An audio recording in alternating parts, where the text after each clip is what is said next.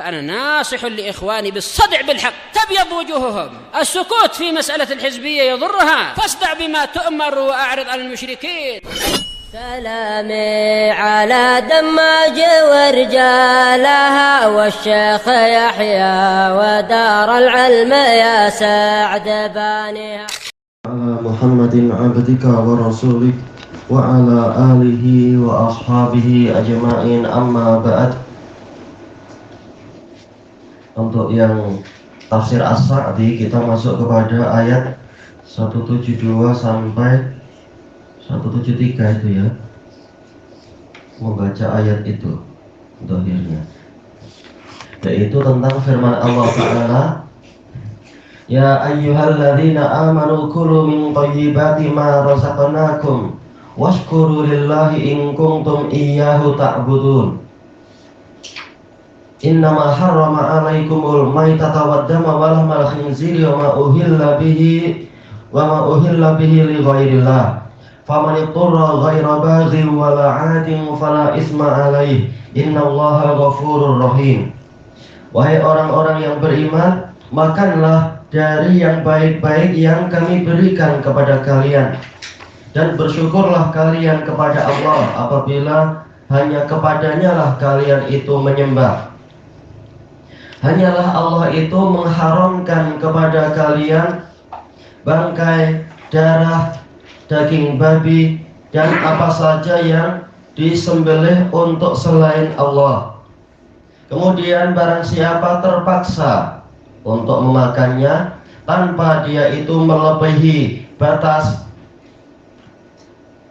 tanpa dia itu bersikap zalim ataupun melampaui batas, alal khilaf, nanti insya Allah disebutkan apa perbedaan antara baghin dengan ad, maka dia tidak terkena dosa. Sesungguhnya Allah Maha Pengampun lagi Maha Penyayang.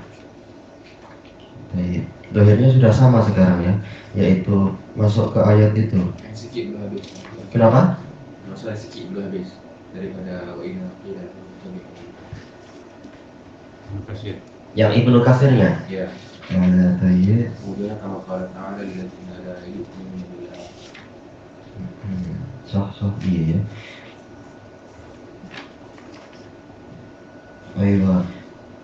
Ayo betul. Jazakallahu khairan. Ya, yang Ibnu Katsir kurang sedikit lagi, yaitu tentang kalam Ibnu Katsir di sini, yaitu tentang firman Allah Ta'ala. Mulai dari mana ini? Kama qala ta'ala lilladzina la yu'minuna bil akhirati mathalus sawu. Orang-orang yang tidak beriman kepada akhirat, dia mendapatkan, yaitu mereka memiliki permisalan yang buruk. Faqal, Allah berfirman, wa mathalul ladzina kafaru, dan perumpamaan orang-orang kafir, ay fi ma hum fihi minal ghayyi wad dhalal, yaitu pada perkara yang mereka ada di dalamnya, yaitu tentang keadaan mereka, perumpamaan yang menggambarkan keadaan mereka berupa al-ghayy, yaitu penyimpangan, wad dhalal, kesesatan. Makna asalnya sama, ghayy dengan dhalal, sebagaimana rasyad dan huda. Cuma ghayy ini adalah penyimpangan, pemisonan setelah mengetahui kebenaran. Kalau dhalal itu kesesatan sebelum mengetahui kebenaran. Al-ghayy ini tidak melaksanakan kebenaran setelah dia tahu. Ad-dhalal yaitu dia tidak mendapatkan ilmu. Wal jahl, berarti yang ketiga, yaitu kejahilan. Kadawa bisarihah, yaitu seperti hewan-hewan yang dilepaskan, hewan-hewan yang pergi ke padang rumput dan sebagainya. Allati la tafqahu ma yuqalu laha, yang hewan-hewan tadi tidak memahami apa yang dikatakan kepadanya, kecuali tahu itu panggilan untuk pulang misalkan. Bal idza na'iqa biha ra'iha, bahkan akan tetapi apabila si penyerunya memanggilnya, da'aha ila ma yurshiduha, mengajaknya, menyerunya menuju kepada perkara yang membimbingnya. La tafqahu ma yaqul, hewan-hewan tadi tidak memahami apa yang dikatakan ma yaqul, wala tafhamuh, dan mereka tidak memahami. Ini untuk bahasa kita sama ya, tafqahu dan tafhamuh. Walaupun untuk bahasa Arab jelas maknanya agak lain. Tafqahu yaitu apa? Ini adalah al-fahmul khas. Fikih adalah fahmun khas. Sebagaimana dijelaskan oleh Ibnul Qayyim rahimahullah di dalam kitab I'lamul Muwaqqi'in. Yang namanya al-fiqh adalah fahmu muradil mutakallim min kalamih. Itulah fahmun khas kata beliau, yaitu memahami ucapan si pembicara dari ucapan dia. Itu fikih. Bal innama tasma'u sautahu faqat, akan tetapi dia hanyalah mendengar suara si penggembalanya tadi semata. Hakadha ruwiya an Ibni Abbas wa Abil Aliyah wa Mujahid wa Ikrimah wa Atha wal Hasan wa Qatadah wa Atha al-Khurasani wa Rabi ibni Anas. Nahwu hadha, diriwayatkan dari para mufassirin tadi seperti ini.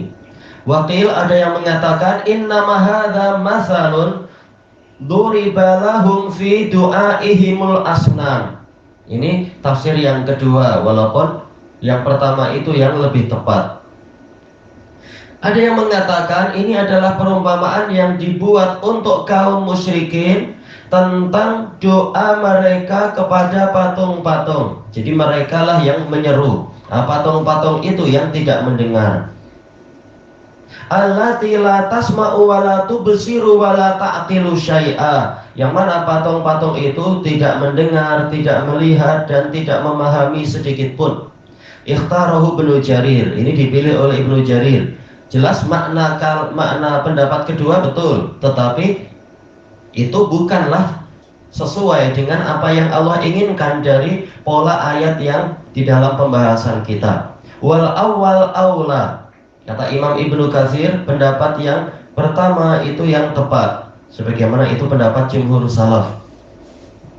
Li'annal asnam la tasma'u syai'a wa la ta'tiluhu wa la tubsiruh, karena patung-patung memang tidak mendengar sedikit pun. Sementara yang ayat ini bicara apa? Hewan-hewan tadi, yaitu mereka itu tidak mendengar kecuali, ada perkecualian, kecuali sekedar suara. Sementara patung sama sekali bahkan memang tidak mendengar.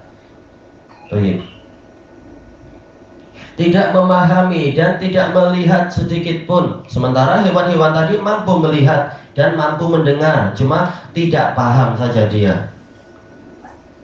Wala batshun laha wala hayatun fiha, yaitu tidak memiliki kemampuan untuk memegang atau batosha, yaitu memukul, dan juga tidak memiliki kehidupan.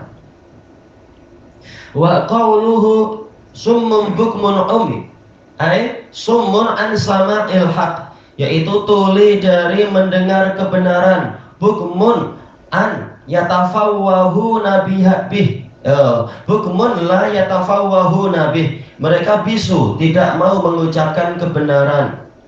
Umyun an ru'yati tariqihi wa maslakih, buta dari melihat jalan kebenaran dan rute kebenaran tadi. Fahum la ya'qilun, maka mereka itu tidak memahami, tidak memikirkan. Ay la ya'qiluna syai'aw wa la yafhamunah, mereka tidak memikirkan sedikit pun dan sesuatu apapun dan tidak memahaminya. Kama qala ta'ala, ayat ini sebagaimana firman Allah Ta'ala, walladzina kadzdzabu biayatina summu wa bukmun fidz dzulumat, dan orang-orang yang mendustakan ayat-ayat kami, mereka tuli dan buta, dan mereka itu berada di dalam kegelapan-kegelapan. May yasha'illahu yudlilhu wa may yasha' yaj'alhu ala siratim mustaqim.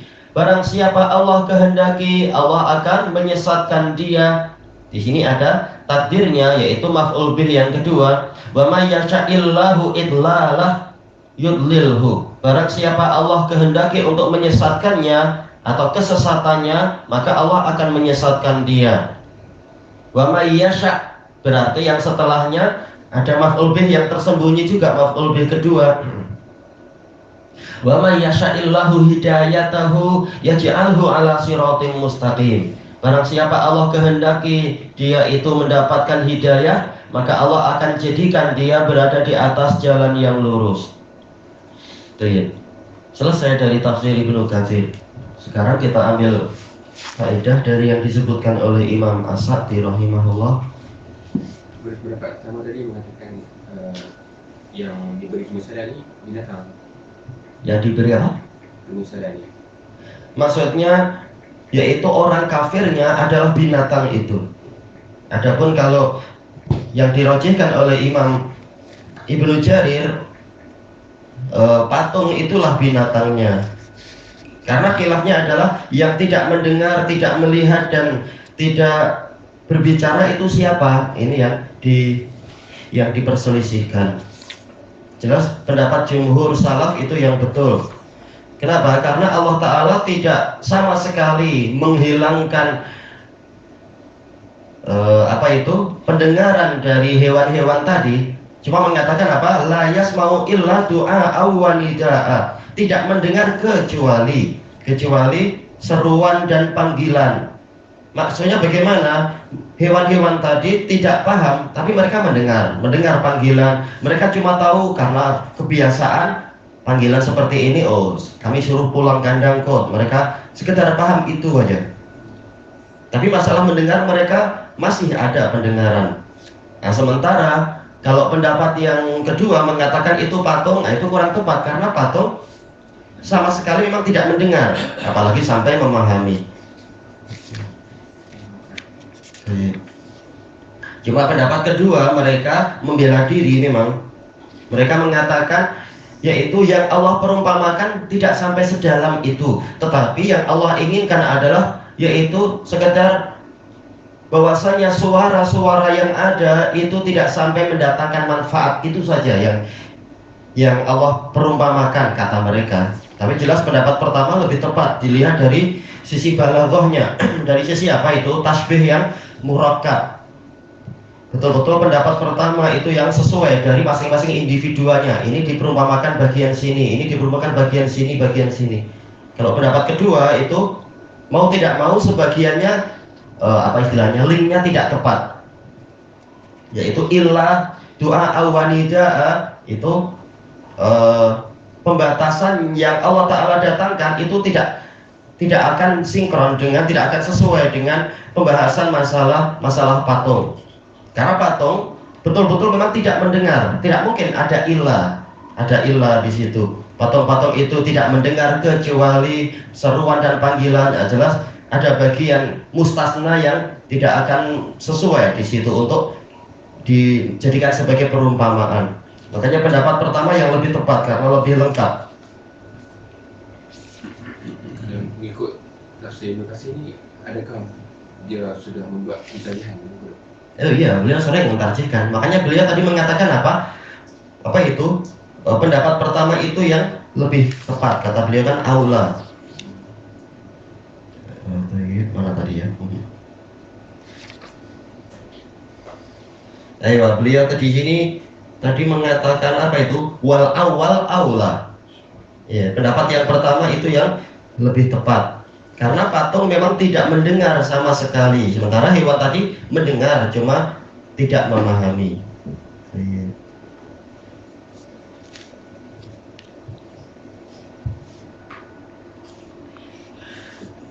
Kata Imam As-Sa'di rahimahullah secara maknanya tentang ya ayyuhalladzina amanu kulu dan seterusnya, ini adalah perintah untuk orang-orang yang beriman secara khusus setelah perintah yang bersifat umum. Perintah yang bersifat umum yang mana itu ya? Baik, yaitu ayat yang ke-168. Terpisah beberapa ayat ya ayyuhan nasu kulu. mimma fil ardi halalan thayyiba. Kemudian perintah khusus, ya ayyuhalladzina amanu kulu min thayyibati ma razaqnakum. Ditambah dengan washkuru dan seterusnya. Tamam. Kata beliau, dan itu disebabkan dzalika annahum, ini adalah menunjukkan apa? Ilahnya. Alasannya atau hikmahnya apa? Kenapa Allah mendatangkan perintah khusus setelah umum? Bukankah perintah umum itu cukup? Orang mukmin pun masuk di situ. Hikmahnya kata beliau, karena mereka itulah orang-orang yang mampu mengambil manfaat secara hakiki terhadap perintah-perintah dan larangan-larangan disebabkan oleh keimanan mereka. Kalau orang kafir memang boleh dikatakan apa?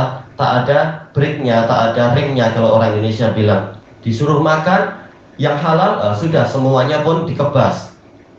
Baik. Bahkan tak disuruh pun dijamin semuanya dikebas juga.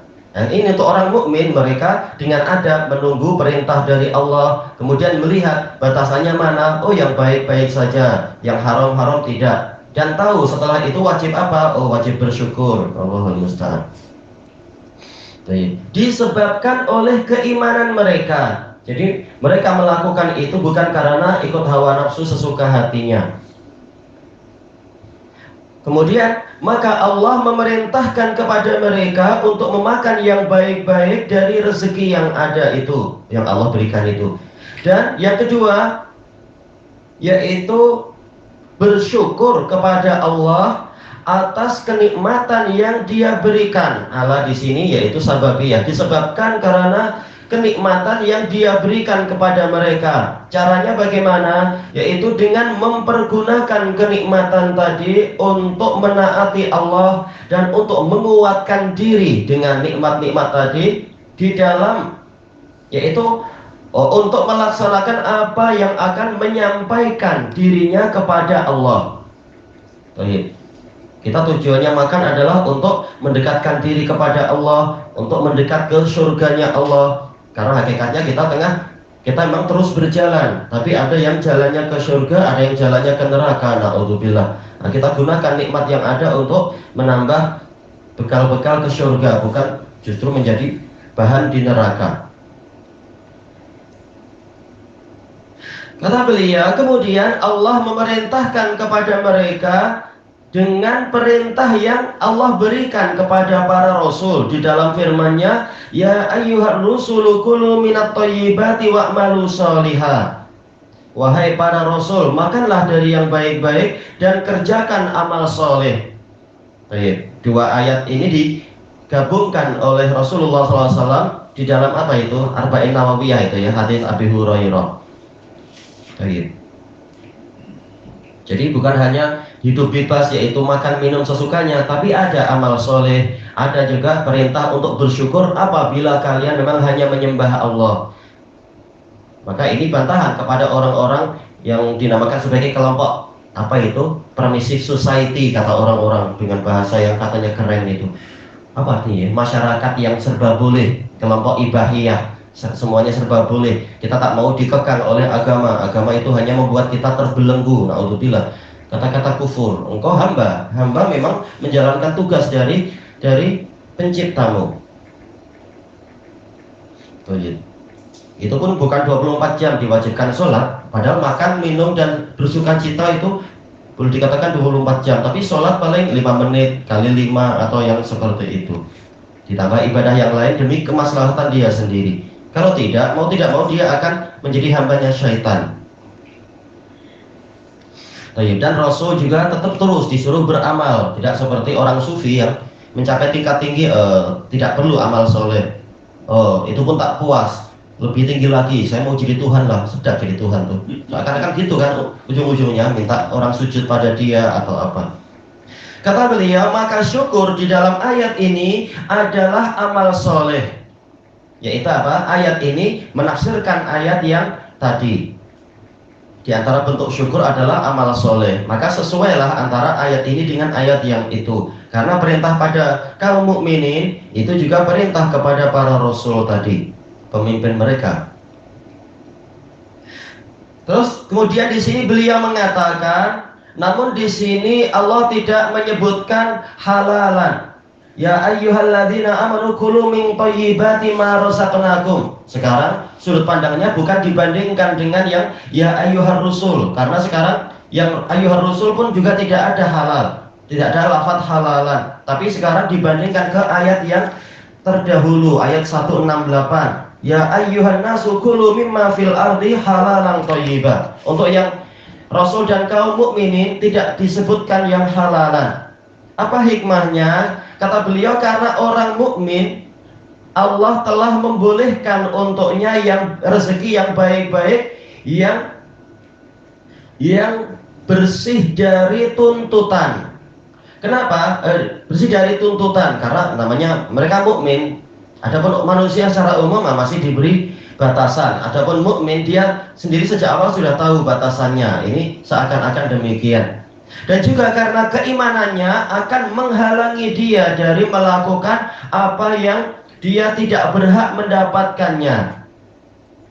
Yaitu apa? Sesuatu yang tidak halal, baik tidak halal secara zatnya ataupun tidak halal dari sisi munawalahnya, dari sisi pengambilannya.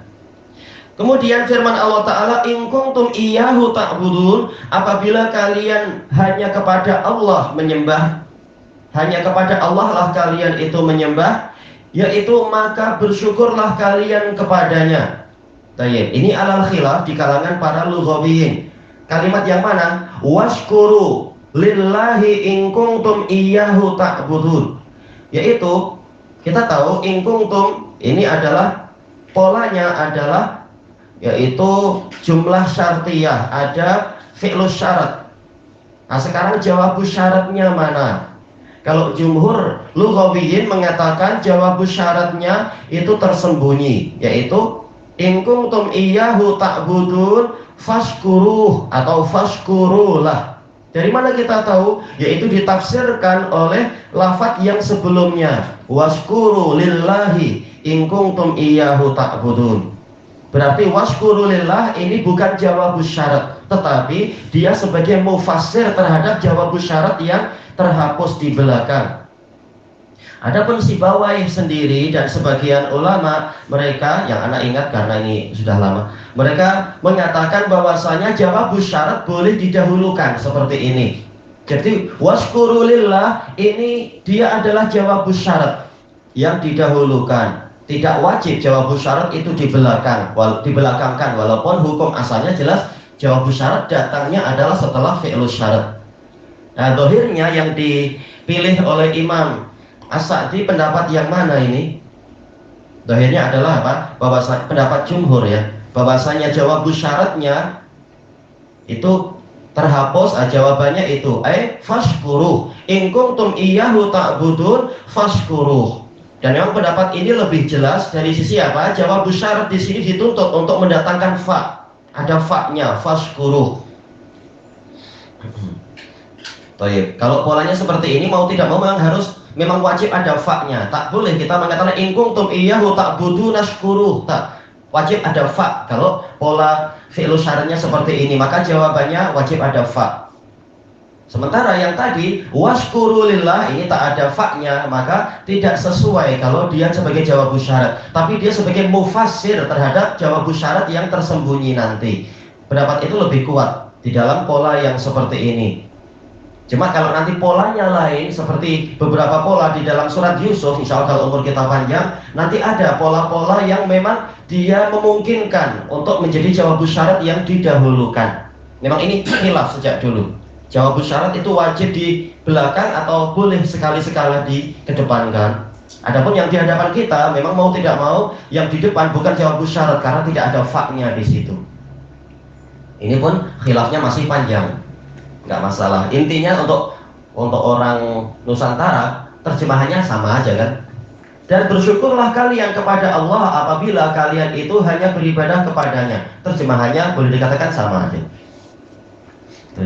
Tapi dari sisi balaghah dan keindahan sastranya itu bahasa kita tak akan mampu untuk memahami itu semata-mata. Kita perlu tahu apa perbedaan ini dengan yang itu. Kemudian disebutkan di sini kata Imam As-Sa'di, maka Kalimat ini menunjukkan bahwasanya barang siapa tidak bersyukur kepada Allah, dia tidak menyembah Allah semata. Dari mana mendapatkan mafhum mukhalafah itu? Dari pola syarat. Sebagaimana dijelaskan oleh Imam Shinqiti rahimahullah, dan itu pun disebutkan oleh para usuliyun, bahwasanya sighatus syarat laha mafhumul mukhalafah. Pola syarat itu memiliki pemahaman berkebalikan. Dan bersyukurlah kalian kepada Allah apabila kalian hanya menyembah kepadanya. Berarti dia memiliki pemahaman berkebalikan. Apabila kenyataannya itu kalian tidak bersyukur kepada Allah, berarti hakikatnya kalian tidak menyembah Allah semata. Ya, ada kesyirikan pasti. Syirik, di samping menyembah Allah, kalian menyembah hawa nafsu atau menyembah syaitan, atau bahkan kebanyakan orang justru menyembah kepada yang lain. Allah yang menyelamatkan dia, tahu-tahu dia mengatakan, oh ini dengan kehebatan fulan, atau dengan sebab ini, sebab itu, oh ini memang kemana-mana saya tak pernah melepaskan akik ini, saya beli 1 bilion. Wah, ini berarti syirik. Keselamatan digantungkan kepada cincin ini, cincin itu, dan sebagainya. Ternyata ada syirik di situ. Ini orang yang tidak bersyukur pada Allah. Jadi inilah tafsir. Di antara tafsir dari ayat itu, mafhumul mukhalafahnya demikian. Kata beliau sebagaimana bahwasanya orang yang bersyukur kepada Allah berarti dia telah menyembah Allah dan mendatangkan apa yang Allah perintahkan. Kalau bersyukurnya memenuhi 3 rukun syukur itu. Dan juga ayat ini menunjukkan bahwasanya memakan yang baik-baik itu menyebabkan timbulnya amal soleh dan diterimanya amal soleh tadi. Dari mana itu ya?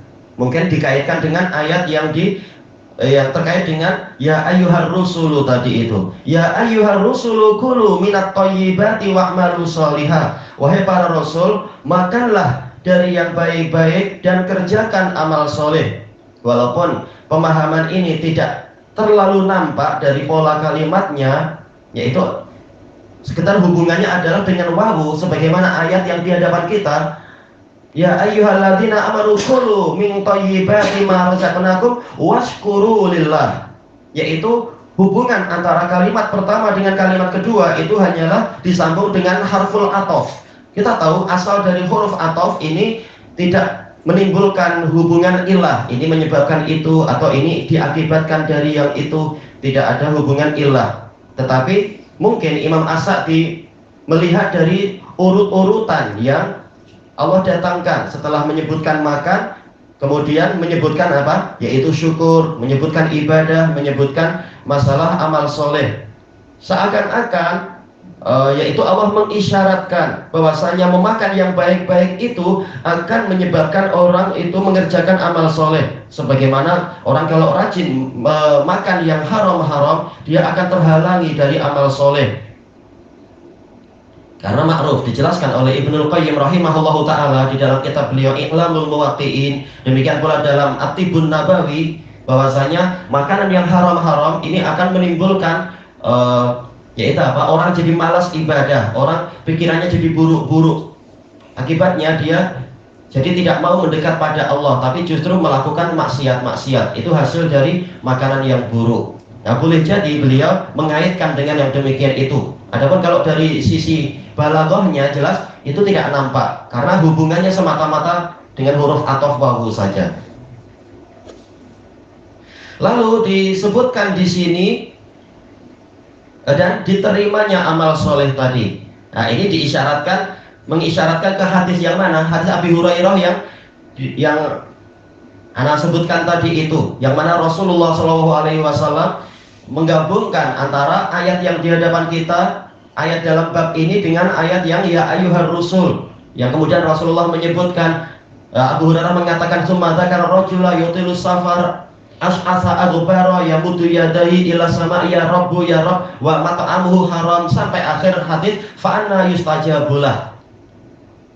bahwasanya kalau makanannya haram, minumannya haram, pakaiannya haram, diberi gizi yang haram, maka bagaimana akan diterima dari dia, yaitu doanya dikabulkan dan amalannya diterima. Ini mengisyaratkan bahwasanya makanan yang halal itu menyebabkan orang jadi bersemangat melakukan yang baik-baik dan kemudian diterima oleh Allah amalan yang baik dia itu. Ilahuna wallahu a'lam.